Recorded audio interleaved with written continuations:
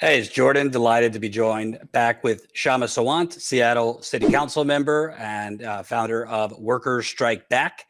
Thought it was really important to have you back on because your fight for rent control in Seattle, not surprisingly perhaps, the Democrats on City Council have voted it down. This happened yesterday. Can you kind of first describe what were the rationalizations that your fellow council members gave for voting your proposed rent control package down? Jordan, as I said yesterday, if politics under capitalism, or political outcomes more appropriately more accurately under capitalism, were a function of statistical evidence and truth and reality, then we should have won this rent control legislation many times over.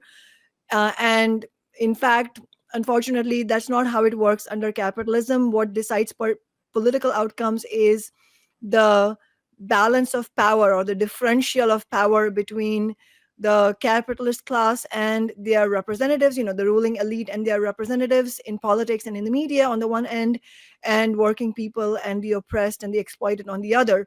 So what went down yesterday is pretty much another story of that reality under capitalism, in the sense that if you look at the statistical evidence, it is so compelling for having a strong rent control policy in Seattle, in addition to having an even more massive expansion of social housing funding beyond what we were able to win in 2020 by winning the Amazon tax. But the legislation was still voted down or rejected by the Democratic Party. And the arguments that they made were actually quite minimal. Most of them who voted no didn't even speak. That's the degree of accountability they feel to their constituents, that they don't even feel like they need to explain their no vote on a very strong rent control policy at a time when the housing affordability crisis has never been more acute than at this moment. And so the arguments that they did make, the one or two of those council members, Democratic Party council members who voted no, did say a few things, but none of those points that they made are statistically or in any sense confirmed by reality. In fact, they are more or less corporate landlord talking points, saying that, oh, it will hurt small landlords, even though that is absolutely untrue. And in fact, what the policy that we put forward is that rent increases should be limited to the annual inflation rate.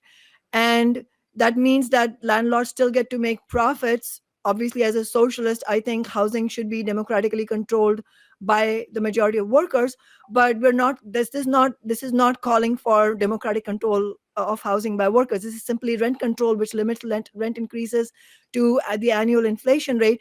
And what I also said was, is if you look at it statistically, again, these are national data, these are all well founded in statistical evidence. You see that it is primarily the big, massive corporate landlords who are responsible for the exploitative rent increases, in other words, rent gouging, as we would call it. And small mom and pop landlords are not responsible for that. However, having said that, no landlords, small or big, has the right to exploit or gouge their tenants. And so this is a very reasonable policy. So this argument is simply a right-wing talking point with no basis in reality. And the other arguments that were made by this one supposed progressive Democrat, Lisa Herbold, were all technocratic arguments, again, not with no basis in reality. And I can describe them if you would like. Well, there was one I read. This this makes a word salad understatement. Council member Nelson said, I just believe that the last thing that we should be doing during a housing affordability crisis is discouraging new housing production at any affordability level. Yeah, I don't even know what that means, but the problem is at any affordability level, the problem is that it's all unaffordable. Yes, so exactly. Yeah. I'm glad you pulled that quote out. Nelson happens to be yesterday. Let's be clear. Yesterday was an indictment of the Democratic Party as a whole. And as I said in one of my speeches yesterday from the dais, is that if the if the Democratic Party were to be getting a grade in the classroom for standing up for renters, yesterday they would have gotten a big F. And so that is absolutely true across the board. Sarah Nelson happens to be the most conservative council member or most conservative Democrat right now on the city council as well, which is not saying much, honestly, Jordan, because as I said, all the progressives also voted no, except for one who voted with me. But that's almost like, that's almost more confusing to people than less with having one voting with us and everybody else voting no. It's like, what does that say about the Democratic Party, right? But having said that, yeah, I mean, Sarah Nelson is an ideologue on the side of the Chamber of Commerce. And I think that quote that you read out actually is really interesting because it is part of it is their typical talking point, which I want to come to in a second. But I also want to point out that she is an unusual council member who and also a Democratic politician. She's more along the lines of Christian Sinema, Joe Manchin, who are openly pro-corporate. She's not trying to she's not doing what progressive Democrats do, which is speak from both sides of their mouth. She's often very direct about her support for the Chamber of Commerce. So when she says they should build at any affordability level, she's actually being very blunt about it. She's really revealing that I don't actually care about poor people and working class people finding affordable housing, and I'm even going to say it as much. I don't care what you think about me. So in that sense, she is an ideologue.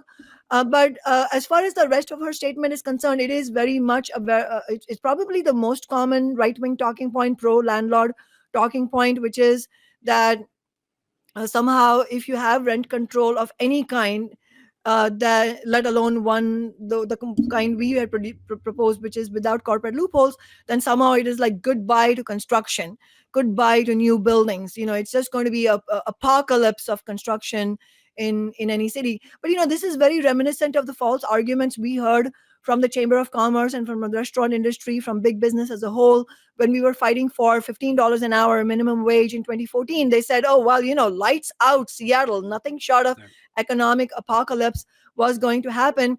When in reality, all the economic evidence shows that no minimum wage increase has ever caused any shutdown of any business, even a small business. In fact, economists from UC Berkeley have done meta studies about this. So the same applies to rent control as well. Not only is there no evidence that rent control of any kind has any negative effect on construction, as a matter of fact, the New York City's largest construction booms happened when it had the strictest rent control policy. This is in the post-World War II era.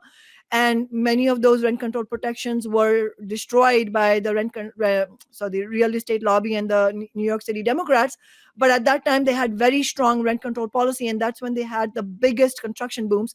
And then furthermore, if you look at what happened in Seattle in the last decade and a half, Seattle has had a construction boom year after year. In fact, Seattle was declared the nation's construction crane capital for 3 years running. That's how much construction we've had.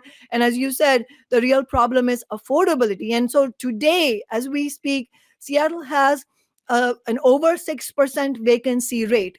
And if you look at the number of apartments that are vacant, it's more than 11,000. It's actually the stark reality is that the number of apartments that are vacant in Seattle is greater than the number of people who are homeless and unsheltered every night in the city. So that's, that really reveals the facts under capitalism, where the housing market, when it is built for profit for a few billionaires at the top, you don't actually get housing affordability. You get apartments that are built, but then many of them lie vacant. If you don't mind, if I can just add one more sort of data point here, which actually I think it really illuminates what's happening in the housing market and also really is very revealing of capitalism itself, which is that nationally, especially since 2008, especially since the giveaways by the Obama administration to the real estate barons and to private equity, especially since then, but it was already happening, the majority of rental apartments, residential rental apartments, are not in the hands of so-called mom and pop landlords or even middle-sized landlords. They are in the hands of big private equity corporations, corporations like Avalon Bay, AMH, Invitation Homes, Essex Property Trust, even somewhat smaller but still massive corporations like Goodman Real Estate that have properties in US and Canada. So if you look at the majority of the rental apartments, they are in the hands of these big corporations. And that's true in Seattle as well. The majority is owned by these massive corporations. But the reality is even murkier than that, even beyond that. If you look at the major shareholders, in other words, the major owners of these big corporations like Invitation and Avalon Bay, then you'll see, you know who? You'll see BlackRock, you'll see Vanguard, you'll see Geode Capital Investments, you'll see Norgus Bank, company after company. Go and look. It just takes a Google search. You look at who actually owns these real estate corporations. The corporations are big enough, then the real owners of these corporations are these trillion-dollar behemoths, these monsters from Wall Street. And I hope your listeners remember, when was the last time we heard about BlackRock? That was during East Palestine, Ohio, the rail disaster. And then before that, when the railroad strike the union strike was broken by the Biden administration.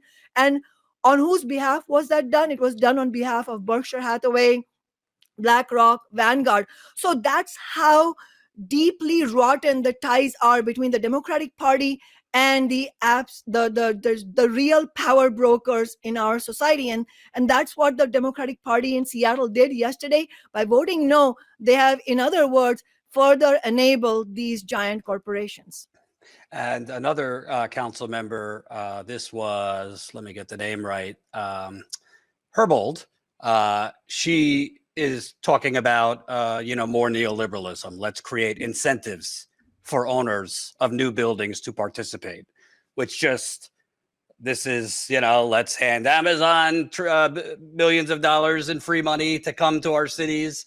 Corporate welfare is just more giveaways. So the answer to them, it seems, is more incentives, more subsidies for them to build somewhat affordable housing. Yeah, exactly. And it's, what's shameful about what Lisa Herbold did yesterday also, unfortunately, is that she used to be with the tenants union.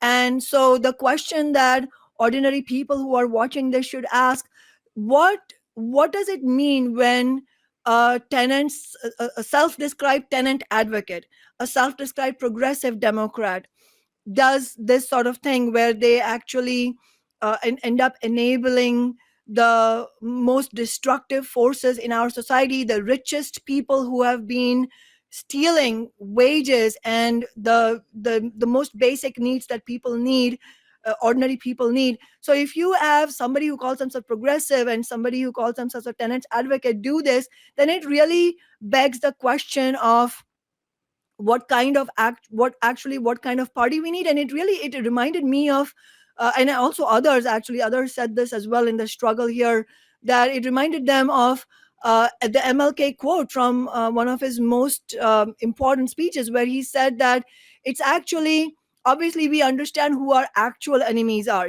Trump today, Trump and the Trump agenda, the right populist agenda, are deeply dangerous. The most the richest people, and their agenda, Jeff Bezos, people often don't have illusions about those people. But what's most insidious is these so-called progressives who then aid and abet these other forces. And that's where I think the most clarity is needed. And I think that's where yesterday's meeting was crucial. And what we built for rent control is crucial, which is to say that obviously the working class needs victories. And this was not a victory in that sense. It was, we didn't win rent control yesterday, but it was still extremely important for us to have waged this fight for a few reasons. One is that sometimes setbacks can also be teachers, and only if we draw those lessons, of course, it's not automatic. And so that's why a very important role that Socialist Alternative, my office, the activists and workers Strike Back have played is continuing to clarify those realities, that this is how rotten the Democratic Party is. And I think yesterday's meeting was a real confirmation of that. And that's where the other reason why we brought this to a vote also exists, which is that the Democratic Party, and this is one of their strategies, they try their level best not to bring these important things to a vote in the first place. So for example, if you look at what happened in US Congress and what has happened in the last several years, it's not like they brought $15 an hour minimum wage for a vote and then it went down in defeat. It's not like they brought up Medicare for all and it then went down in defeat, or it got watered down or whatever. Same thing you can say about student debt, expanding the social, lifting the social security cap, all of the main demands that people have had, codifying Roe v. Wade. What stands out about the Democratic Party is that they try their level best not to bring any of these important things to a vote in the first place, so that they can continue doing their, two-sided strategy where, they speak out of both sides of their mouth. So they always have their contingency, so-called progressive Democrats, throwing crumbs in the form of words. The crumbs are not actual crumbs, it's just words, so that people are continually channeled into the Democratic Party while ensuring that no substantive gains for the working class are won. And so that's been the story in relation to housing justice in Seattle and Washington state as well. So for example, if you look at both city and state Democrats, they have loved talking about progressive revenues. I mean, they talk about progressive revenues all the time. And then they talk about they don't necessarily talk about rent control, but they talk about lifting the ban on rent control. There's a statewide ban. It has been there for 42 years. Can you believe it? It's longer than many of your viewers have been alive, and the people who need rent control the most, they are younger than 42 years old, actually. Yep. And that's how long the Democrats have kept that ban alive, despite the fact that they have had many, many years, even over a decade, in fact, where they have had the governor's mansion and substantial majorities in both houses. But the way they have done that is by never bringing the repeal of the rent control ban to a vote, or never bringing the statewide rent control itself for a vote, but always having bills in the hopper every legislative session. So every legislative session, there'll be a bill, not great bills, mind you, they're full of corporate loopholes. They're actually pretty terrible bills, but there's something.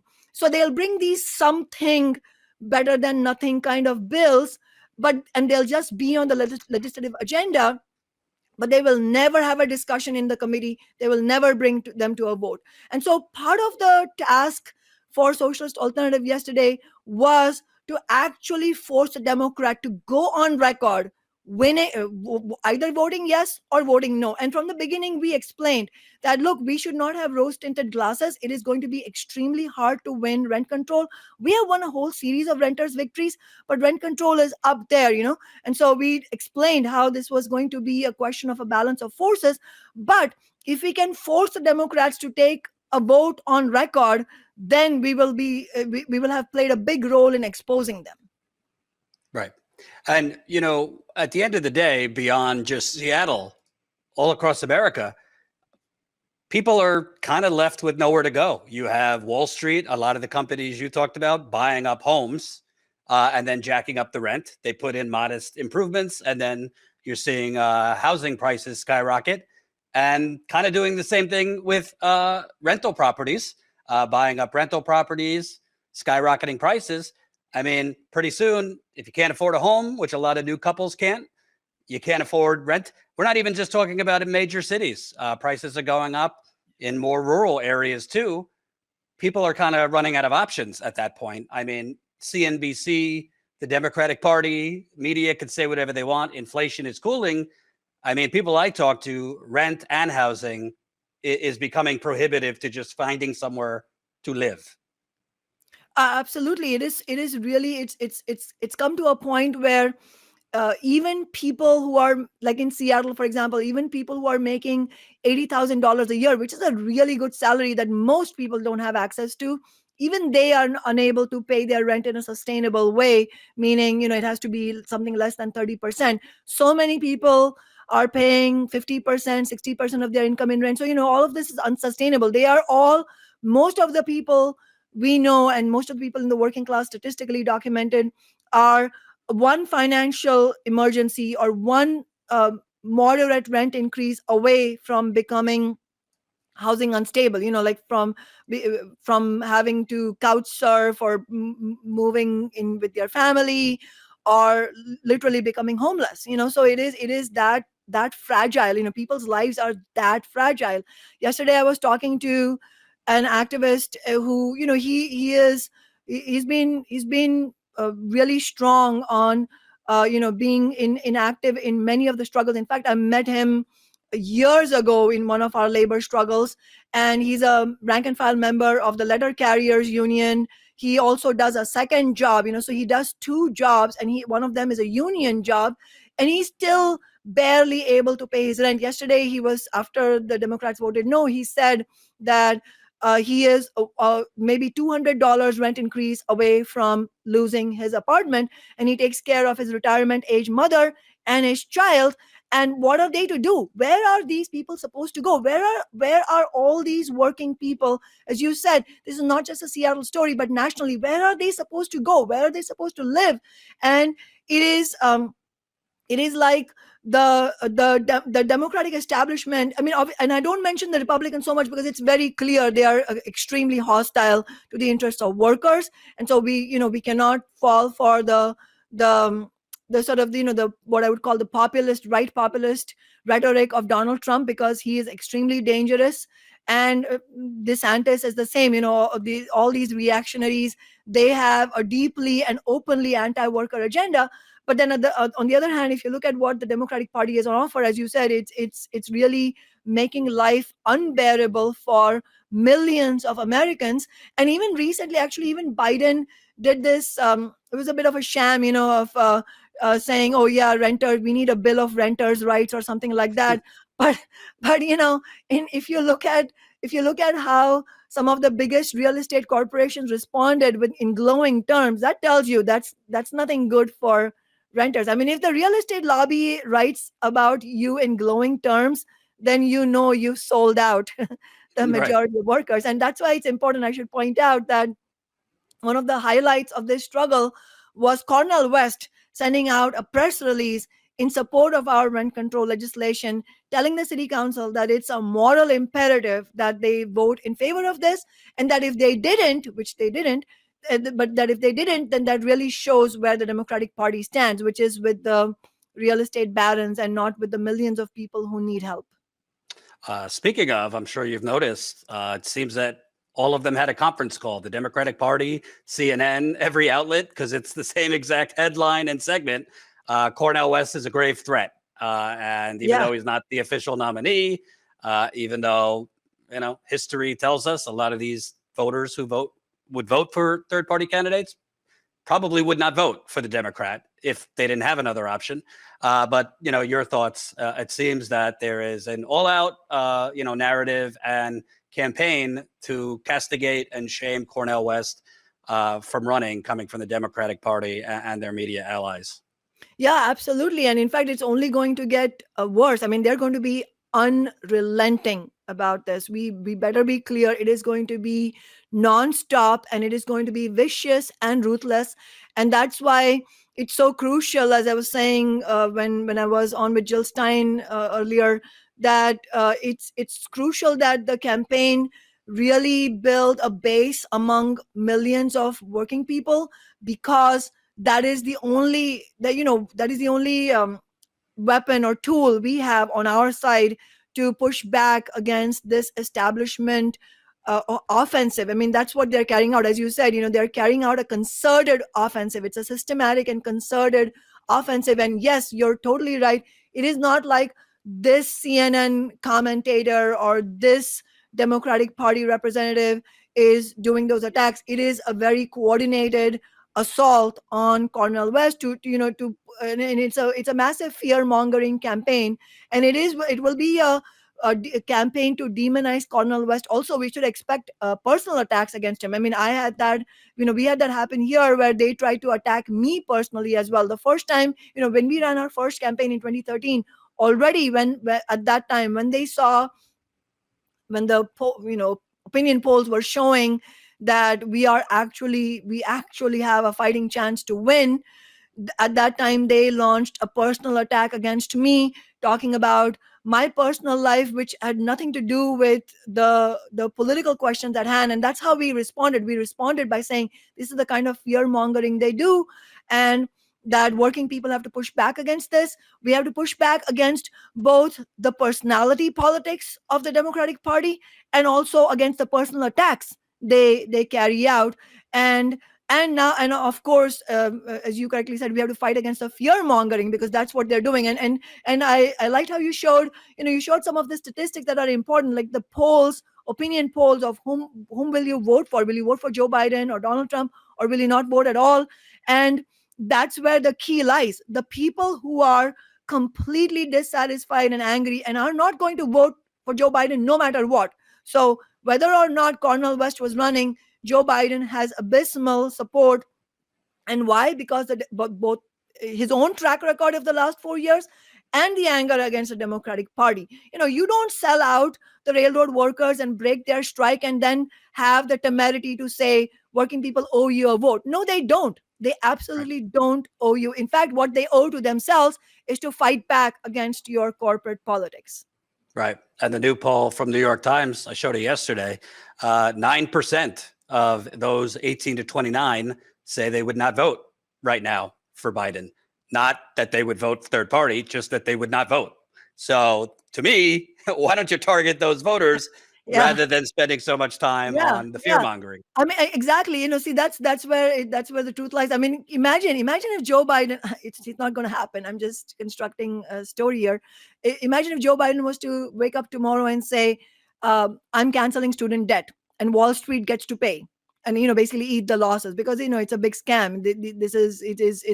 The student loans are a fund for the greed of the billionaire class, and he could do it, but he's not going to. But my point is, if you did anything of that sort, then you would get the support of working people. But they're not going to, because they are a party of Wall Street, and that's where we have to explain why people should be joining the Cornel West campaign and rejecting this never-ending accusation that he's a spoiler. We heard that about Ralph Nader. We heard that about Jill Stein. Any left alternative that is put forward is accused of being a spoiler. And in fact, we have to turn it back on them and say, well, you've spoiled your own chances. And the reason you are running neck and neck against someone like Donald Trump, I mean, if you can't beat Donald Trump, then it's your own fault. And furthermore, the space that was created by Donald Trump came into being in the first place because of your own betrayals, because of the Democratic Party's betrayals and what they actually stand for. It's not like they stood for something good and then they betrayed. But the point is that people have illusions in them. And when those illusions get broken, of course, people are angry. People are justifiably angry. I think it's also important to point out the really shameful role that is being played by people like AOC, and you pointed this out on your recent episode, where she just to reiterate something that you said, where she doesn't have to say these things, but she is taking upon herself to make the same arguments publicly about how dangerous it is that Cornel West is running. So she is now fully in the Democratic Party's agenda of fear mongering. She could easily not say anything, as you said, but she's choosing to say this. So that's not an innocent act. It is a very conscious it's a conscious adopting of the agenda of the Democratic Party. And she has decided she is going to do this to serve them. And that, I think that should be a wake up call for a lot of people, that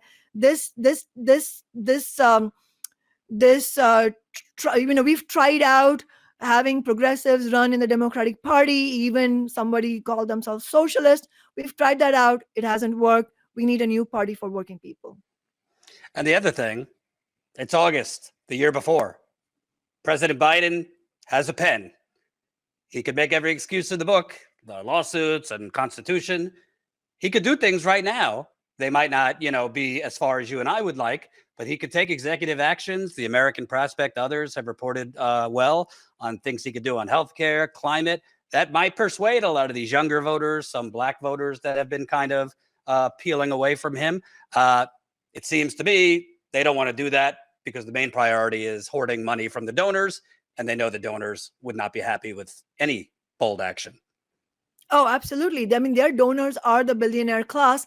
And I think this is also worth clarifying, that even some of the Democrats who don't overtly take corporate money, which, by the way, which didn't used to be the case. In fact, even a lot of there are actually prominent Democrats here now here in Seattle who don't take corporate money.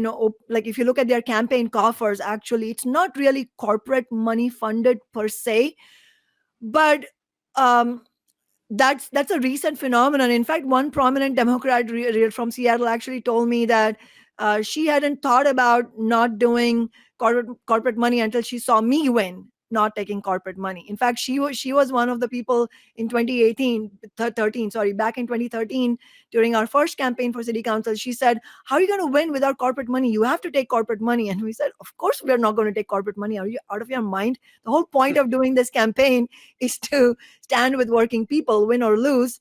And we showed that we can win, and not just once, but repeatedly, and win unprecedented victories while in office, and not taking a penny of corporate cash. But my point is that what's insidious about the Democratic Party today, and it shows you the nature of capitalism.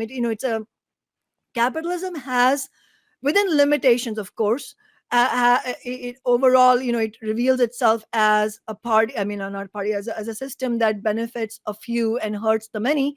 But to some degree, it has a chameleon-like quality where it can adapt itself to whatever new rhetoric there is among social movements and try to repackage and present itself as something desirable for the people who want a better society. So this idea of just there's Black Lives Matter movement, so rather than actually have this would never happen, but I'm just saying, rather than the ruling elite and their political representatives coming together and actually figuring out an agenda to end police violence and expand funding for public education, for jobs programs, for decent housing, safe neighborhoods, all of that, all of which would actually address the problem of racism and violence in our society.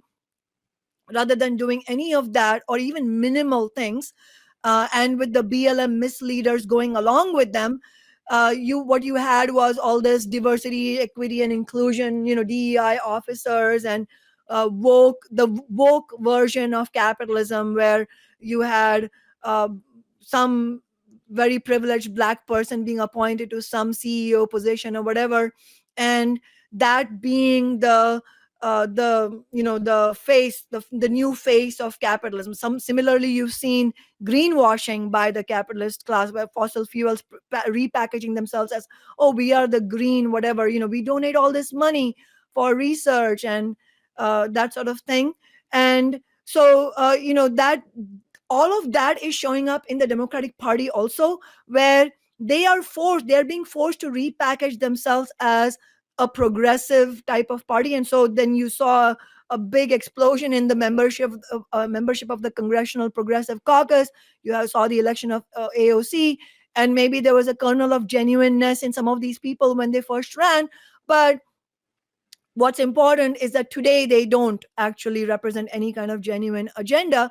And what they do is this, they are some of the main instigators of the repackaging, the more benign package of the Democratic Party, that, oh, well, we have the Progressive Caucus, and we sometimes go and speak in union meetings and sometimes even make fiery speeches. But at the end of the day, who are we? We are the ones who participated in the breaking of the railroad strike. We are the ones who have completely blocked any kind of progress on the climate agenda. We are the ones who refused to do what they had a lot of support for, is forcing the vote on $15 an hour and Medicare for all. And we are the ones who voted for war funding. So these are the progressive Democrats. And so we have to open up the packaging and see them for what they really are. It's a great segue. Speaking of packaging, the UPS vote happens tomorrow, August 3rd. It'll be for 3 weeks. So Teamsters workers have about 3 weeks to vote. According to workers I've spoken with, overall, it seems most are inclined to vote yes, but there is a pretty strong minority that is not happy, wants to vote no. particularly about the part-time wages, among other things. I know Socialist Alternative, Workers Strike Back, particularly in Chicago, were canvassing, I think last weekend, to help the no vote. And there was a little, hubbubaloo on Twitter I saw. Let me show this. A UPS steward, I guess, did not like that Socialist Alternative and Workers Strike Back were going around, I guess, in their view, trying to tell the workers what's good for them.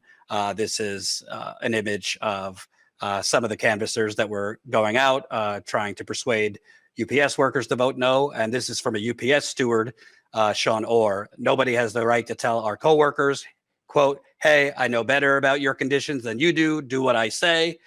Groups like this don't believe in workers figuring out this world for themselves. They see us as pieces for them to play with. And from the Workers Strike Back account, all workers win if UPS workers get $25 an hour and a strong contract. Workers Strike Back firmly supports the fight for a no vote. Strong labor movement is built through robust debate around real issues, not by telling workers who we can or cannot listen to. So I wanted to get your thoughts, because on one end, as a journalist, I do believe, I need to listen to the workers and, their thoughts. But on the other end, I kind of agree with you. We should be open to conversation, particularly with allies, even if they're not the workers. So where is that line between supporting the UPS workers if the majority want to vote yes, and trying to persuade them, hey, hold out for more?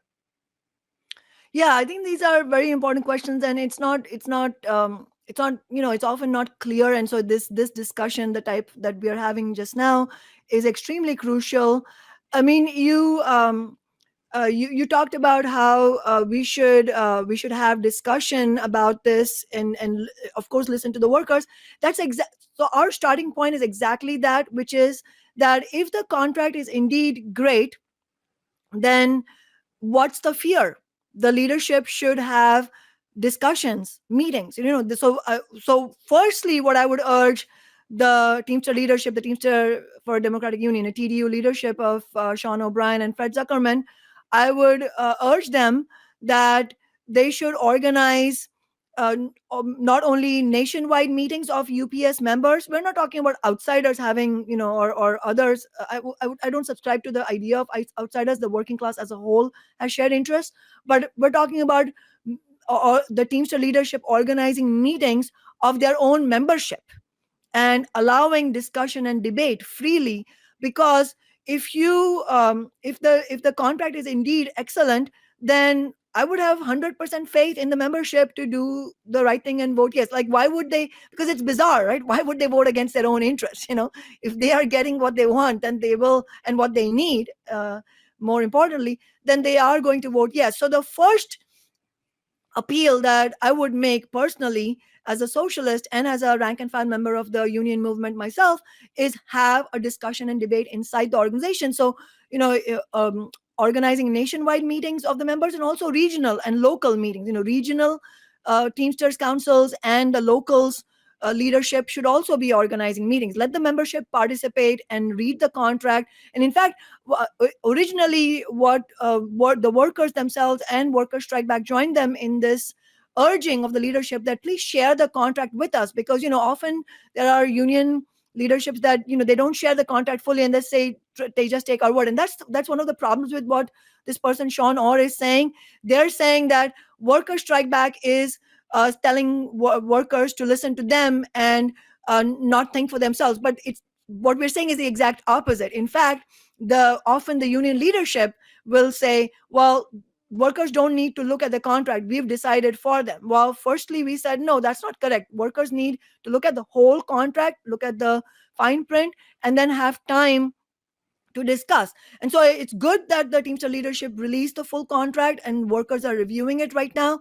But I'm not sure to what extent workers are actually able to, the Teamster members are able to actually come and discuss. So I think that's extremely important that happens. But at the same time, I actually reject this idea because it's really poisonous. This idea that, and it's both poisonous and misleading, this idea that quote unquote outsiders don't have a say in the Teamster contract.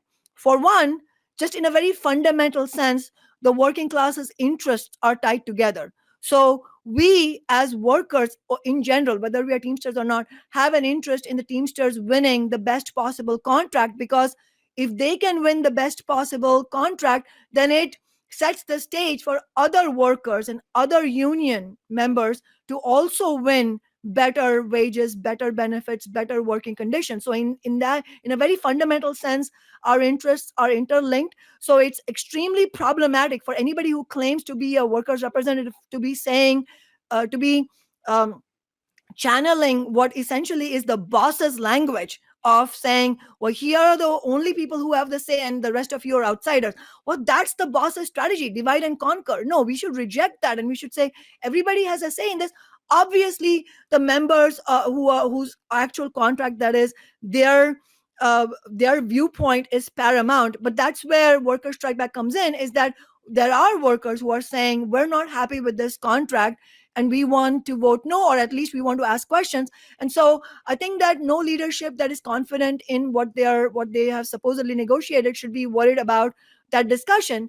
But in addition to that, I think if you look at the substance of the contract, there are a lot of issues. I mean, let's put things in perspective. Of course, it's a big step forward that the older, far more openly corrupt and problematic Hoffa regime was defeated. And the very fact that this new administration was elected in the Teamsters itself shows that there's been long-standing anger among the membership, and they fought to defeat the Hoffa regime. So this itself indicates that workers fought for something. And so in that context, it is important that the workers then continue to speak up about the substantive gains that they can win. And if you look at, I mean, that's the background, but if you look at what is actually happening inside the contract, I think what's really highlighted is that the UPS as a corporation made $13 billion last year alone in profits from $100 billion revenue. And that's on top of handing $10 billion to stockholders. And all of this is while driving down the living standards of the Teamster members, of the workers. And that's been happening for decades. And obviously, as I just said, part of the driving down of the living standards lies at the doorstep. The blame for it lies at the doorstep of the Hoffa and Hoffa himself and the people who were around him.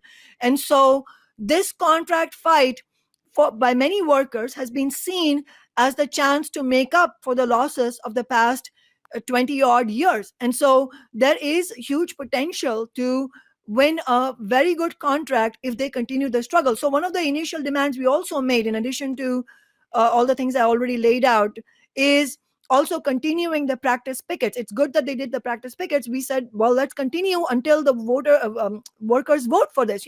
Why would you stop the pickets when you still don't know if the workers are happy with the contract or not? So that's another thing. And then if you look at again, as I said, the actual numbers, the proposed contract, as many of your viewers know, it's 5 years long, and it offers an average of $1.50 an hour raise per year. Now, anybody knows this far from makes up for the skyrocketing prices of housing, gas, food, all the expenses that people face.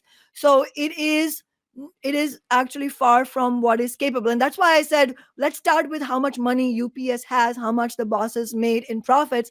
And if you use that plus the cost of living crisis, both put them in perspective, then if you look at what is in this tentative agreement, it falls far short of what needs to be given to the workers. And then there is, in addition to this, there is language in the tentative agreement for a cost of living allowance, or COLA, which is basically wage increases tied to inflation rate. But if you look at the fine print, it only applies to workers who have reached the end of their wage progression. And it uses on top of that. So, already it's a problem because it doesn't apply to, I believe, the majority of the workers. At the very least, I know that it only applies to a section of the workers, not all the workers. So that itself is a problem. and that itself should be rejected. But on top of that, it uses a convoluted formula that once you apply the formula, it ends up paying far below the actual rate of inflation. So what the worker should be getting is straight up cost of living increases, no convoluted formulas. And they don't make these convoluted formulas because they like math or something. They do that because they want to cheat the workers, but they rely on the fact that the workers don't have time to look at all these numbers because they're busy delivering the packages. And so Right. it is actually helpful for us to look at these details. And why shouldn't workers strike back and others be looking at the details? And to be perfectly honest, I know these details because rank and file teamsters have told them to me. So how dare anybody say that, oh, this is so-called outsider? As it is, as I said, the whole concept of outsider is the boss's language, and we should throw that out the window. But on top of that, when rank and file teamsters themselves are telling us that this is the reality, then how is it not our duty to talk about it? I mean, it is a straight up sellout on my part if I don't respond to these things. And furthermore, where were these people when Biden and the Democrats were selling out the railroad workers? So what exactly counts as interference from so-called outsiders? How about that?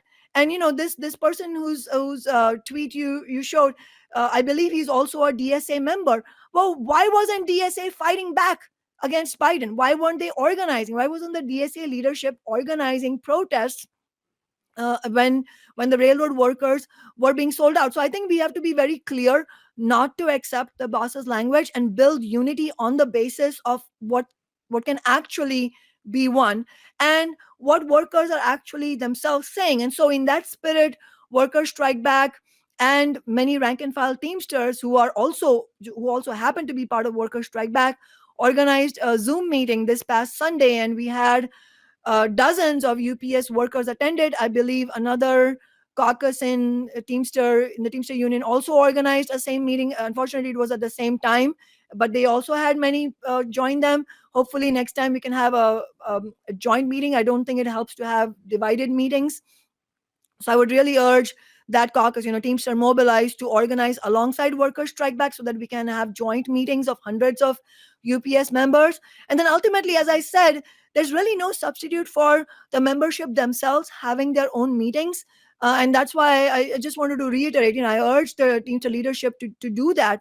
But if you don't mind, just to look at some more details. I mean, look at the other concessions, unfortunately, that exist in the tentative agreement. One is on whether or not workers will get Sundays off. The new language gives up the union's right to negotiate over the question of what happens on the weekends. The tentative agreement would give UPS the right to implement 7-day deliveries anywhere it chooses, with only 45 days notice to the employee. So again, this is all very fine print kind of thing. So on the face of it, you can say, oh, there's been no concession on the question of the weekend or Sunday morning. But then when you look at the actual language, well, there is a concession, and it's going to be it's going to be against the workers' interest if once you give that freedom to the bosses to say, well, you can do it with 45 days notice. What does that mean? That's basically giving up the union's right to negotiate over this. And so it's not surprising that the UPS CEO, Carol Tomey, she said that the tentative agreement gives the company, quote unquote, the flexibility. This is what she said it needs. So that's like, if the bosses are happy with the contract, then that tells you that you have not done enough for the workers. And then significantly, the Wall Street Journal said, quote, the company isn't boasting about it, but we're told the agreement will allow more warehouse and delivery shifts on Saturdays and Sundays, which are currently understaffed, end quote. This is what the Wall Street Journal is reporting. So in other words, if you don't want to trust us, look at what the bosses and their bosses' publication themselves is saying. So they are saying that there is now increased flexibility for the weekends. And look at their language too, right? They say that these shifts are currently understaffed. Okay, so why don't you hire more workers? So it's so blatant. Like they want the underpaid workforce to work more, while there are all these people who could use the jobs who are not going to be paid because they're not going to open up those job openings.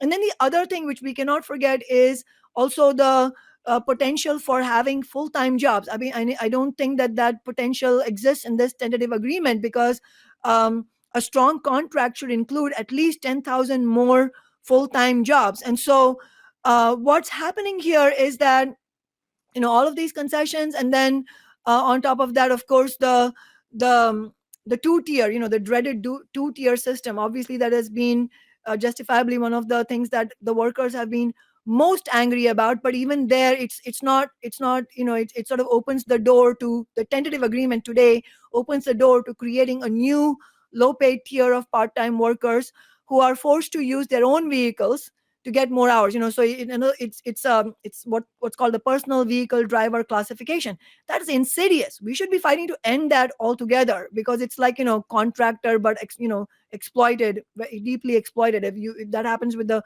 port drivers as well. You bring your own truck, you are responsible for all the wear and tear of the vehicle. You will get hours if you get them. If you don't get them, you don't get them. You don't get paid for the day.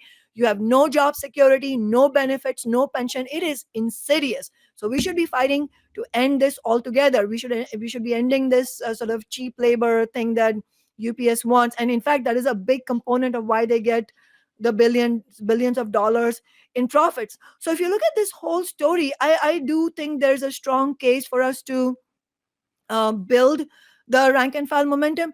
I do agree with you that for the most part, it seems today that the majority of workers are voting yes, and I think that they should also hear this story.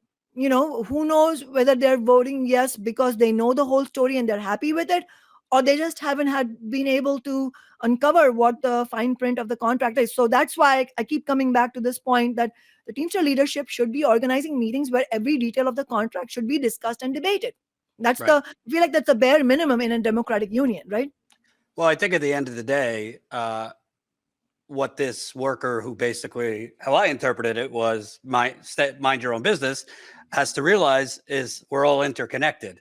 So of course, at the end of the day, we'll respect what you decide, but it behooves Workers Strike Back, Socialist Alternative, other workers groups to try and help you and push for as good as you could get, because that sets the precedent for my job, for my negotiations, et cetera, et cetera. So it's not, you might not be a UPS worker, but the better they do and the more you could push for them to get a better deal, the better all of our deals ultimately get. Yeah. And look at what's at stake, right? Exactly right. Look at what's at stake. UPS, UPS package delivery service accounts for 6% of US GDP. I mean, this is a mammoth corporation. In other words, the UPS workers, the Teamsters, have enormous social power to be able to go on a powerful short strike that is well prepared, shuts down the profit machine for a few days, because it's going to be 80 to 170 billion dollars losses every day for UPS. So just think about how much potential there is for the workers to force the bosses to make real concessions, because it hits them in a big way in their pocketbook. And that again, it connects to what you were just saying. That has a whole lot of implications, not only for what the UPS workers themselves can win, but how the trajectory of the labor movement can be decided. So imagine if we had a successful strike with the Teamsters in UPS, it would really set the course for future victories in the labor movement. So it's not only that other workers have the right to speak about it, we have a duty to engage in that conversation. And the last point I'll make also is that, as you said, which I agree with, if workers decide a certain thing, even if I disagreed with them, I respect the workers. I will be open about my disagreement, but I respect their decision. Yes, but at this moment, when they are attacking Workers Strike Back for participating in this discussion, it's not the workers who've made the decision. It's only the leadership that has said this is a historic deal. Well, there are UPS workers and Teamster members who are disagreeing that it's a historic deal. So let's at least first wait for the workers themselves to speak, Right. And in the meantime, it is not only our right, but our duty to engage in the discussion. Absolutely. Thank you, Seattle City Council member Kshama Sawant. Everyone could check out Workers Strike Back at workersstrikeback.org. And if you're in Seattle, get involved in this rent control fight. Even though they voted it down, I'm sure this is not the end of that fight. So thank you very much. Thank you so much, Jordan. And yes, and it's not the end of the fight. In fact, on the 7th of August, which is Monday, we are having a workers' strike back meeting in Seattle. So if you're in Seattle, join us. We'll be discussing the UPS tentative agreement and also discussing next steps for the rent control fight. Great. Take care. Thank you.